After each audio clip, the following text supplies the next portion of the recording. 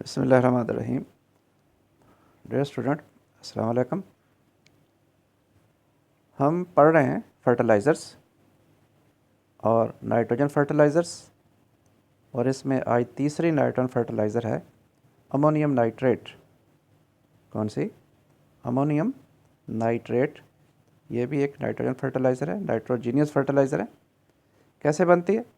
It is manufactured by the neutralisation reaction. ये एक neutralisation reaction से बनती है बिटवीन अमोनिया, जो कि बेस है, एंड नाइट्रिक एसिड। तो किस किस के दरमियान न्यूट्रलाइजेशन होती है? अमोनिया और नाइट्रिक एसिड के दरमियान। ये इक्वेशन है सिंपल सी। अमोनिया गैस रिएक्टेंट है, नाइट्रिक एसिड भी रिएक्टेंट है। ये दोनों कंबाइन हो जाते हैं, एसिड का हाइड्रोजन अमोनिया में ऐड हो जाता है और वो अमोनियम बन जाता है NH4, और वो नाइट्रेट के साथ जुड़ जाता है। तो ये प्रोडक्ट है ammonium nitrate. Ammonium nitrate. After neutralization water is evaporated. Neutralization के बाद वाटर एवेपोरेट किया जाता है। The solid ammonium nitrate is melted. Solid ammonium nitrate को पिघलाया जाता है and then spread down from a tall tower, और उसको एक टॉल टावर के ऊपर से स्प्रे किया जाता है। यानी कि इसकी भी प्रिलिंग की जाती है। जिस तरह यूरिया मैन्युफैक्चर में हमने प्रिलिंग पढ़ी है, प्रिलिंग टावर में प्रिलिंग होती है, तो इसकी भी प्रिलिंग टावर में प्रिलिंग की जाती है। The following droplets are dried by an upward current of air. Molten fertilizer के जो फॉलोइंग ड्रॉपलेट्स हैं उन्हें ठंडा किया जाता है। हवा नीचे से ऊपर की तरफ जाती है, हवा का झोंका। करंट ऑफ एयर मीन हवा का झोंका प्रिलिंग टावर में नीचे से ऊपर को जाता है और ड्रॉपलेट्स ऊपर से नीचे को आते हैं। The fertiliser solidifies has tiny hard pellets called prills. What are prills? The tiny hard pellets are called prills. Prills के क्या फ़वाद हैं? Prills of fertilizer are free from dust. ये डस्ट से फ्री होती हैं। Easy to handle, इन्हें handle करना, बोरियों में भरना, खेत में बिखेरना आसान होता है। एंड ईडी आगे लिखा हुआ है, and easy to spread in the field. Prills of fertilizers are free of dust, easy to handle, and easy to spread in the field. Ammonium nitrate contains 33 to 33.5% nitrogen. Ammonium nitrate में 33 से लेके 33.5% nitrogen होती है। Urea के मुकाबले में इसमें nitrogen कम है। It is a useful fertilizer for many crops. ये बहुत सारी फसलों के लिए बड़ी मुफीद, बड़ी ही कारआमद फर्टिलाइज़र है। Except paddy rice. Paddy rice चावल की फसल, धान की फसल के लिए ये सूटेबल नहीं है। क्यों? Because the microbial bacteria. कौन से bacteria? Microbial bacteria in the flooded fields decompose it into nitrogen. धान वाला, चावल वाला खेत गीला होता है, उसमें पानी खड़ा रहता है, उसे बोलते हैं फ्लडेड फील्ड्स। उसमें जो माइक्रोबियल बैक्टीरिया होते हैं वो इस फर्टिलाइज़र को डिकम्पोज करके नाइट्रोजन बना देते हैं, और ये नाइट्रोजन गैस उड़ जाती है, लिहाजा ये फसल के काम नहीं आती। It is also used in combination with limestone.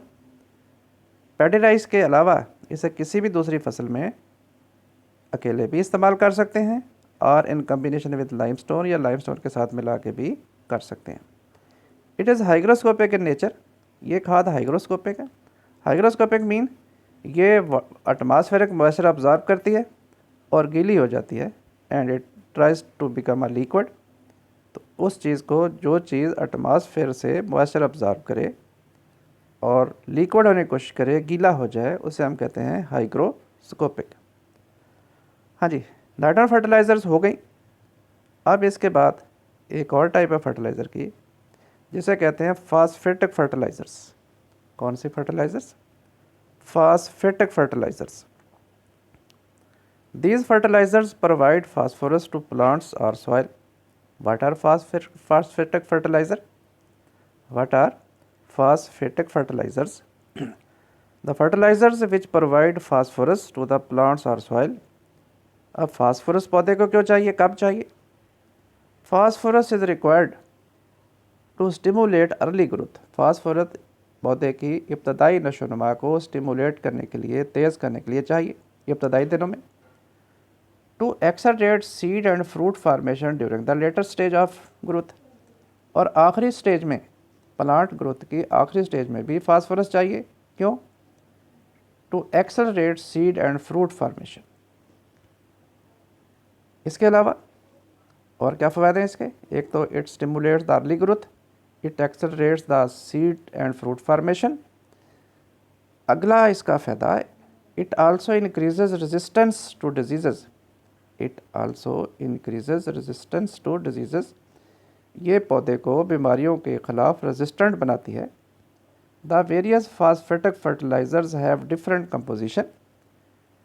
Various phosphatic fertilizer की कंपोजिशन फार्मूला डिफरेंट है, due to which they have different solubilities, जिसकी वजह से उनकी पानी में सॉल्युबिलिटी भी डिफरेंट है। The two most important water soluble fertilizer are. Two most important water soluble fertilizer mean phosphatic fertilizer are. कौन कौन सी दो हैं? सुपर फास्फेट, जिसे हम कहते हैं कैल्शियम सुपर फास्फेट। पहली कौन सी खाद है? Phosphatic fertiliser. सुपर फास्फेट, जिसका दूसरा नाम है कैल्शियम सुपर फास्फेट, और ये फार्मूला लिखा हुआ है, याद रखना है, ऑब्जेक्टिव में या एमसीक्यू में आ जाता है। CaH2PO4 twice. Ca कैल्शियम है और H2PO4 सुपर फास्फेट है, और कैल्शियम की दो वैलेंसी होल ट्वाइस हो गई है। एंड ट्रिपल फास्फेट, दूसरा नाम, दूसरी फास्फेट फर्टिलाइज़र ट्रिपल फास्फेट। फार्मूले के मुताबिक नाम बना डाई अमोनियम फास्फेट।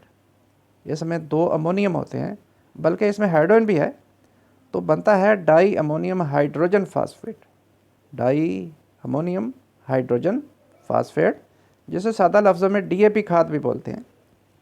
तो हम इसकी मैन्युफैक्चर पढ़ते हैं, मैन्युफैक्चरिंग प्रोसेस पढ़ते हैं, इसकी तफसील पढ़ते हैं। तो अब हम पढ़ रहे हैं बच्चों डाई अमोनियम फास्फेट। ये फार्मूला है, NH4 अमोनियम है, NH4 ट्वाइस है, और HPO4 है।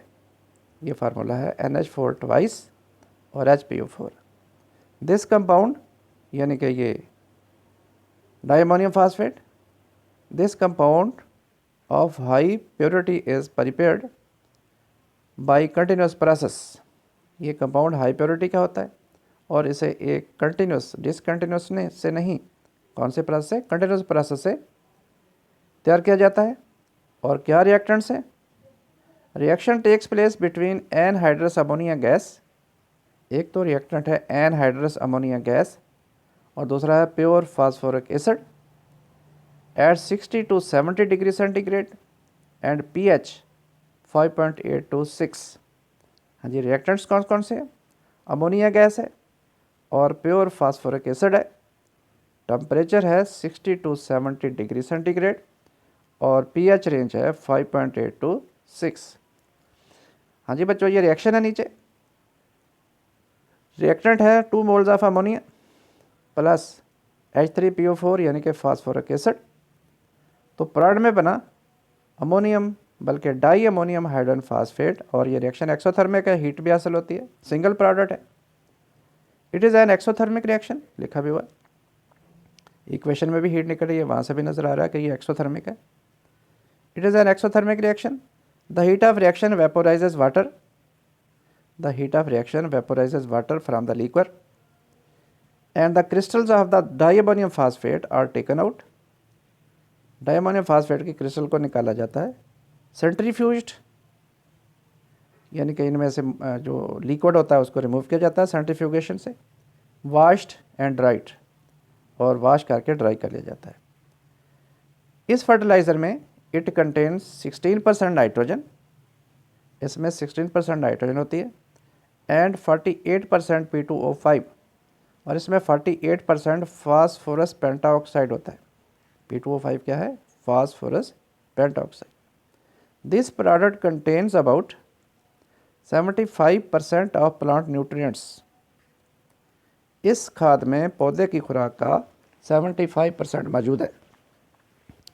And is deemed mean considered, and is deemed या and is considered suitable for use either alone, इसे अकेले भी इस्तेमाल किया जा सकता है फसल में, और in combination with other fertiliser, और इन मिक्सड विद अदर फर्टिलाइज़र, या दूसरी किसी खाद के साथ भी मिला के इस्तेमाल किया जा सकता है।